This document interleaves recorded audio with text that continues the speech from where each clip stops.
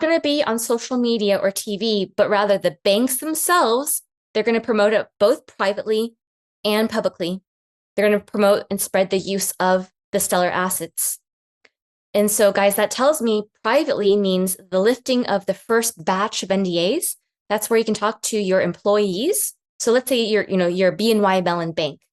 BNY Mellon Bank is going to be able to tell its employees, hey, by the way, we're on the Stellar ecosystem. If you want to come and join this and get some assets before we launch it publicly to the world, then you can, right? And Nick and I have talked about that on prior calls as well.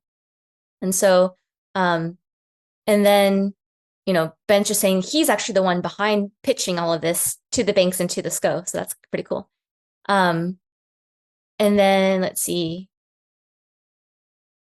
Okay, and I was asking about dates. And he basically said this will happen sometime between maybe late September, maybe early October, is when this pumping of the private narrative is going to start. So that's why I was saying earlier, guys, that I think the first layer of liquidity injection, meaning the NDAs will be start to be released privately to the employees, will be around that, late September, early October. But then for me, I always leave a buffer. That's why I say October, November.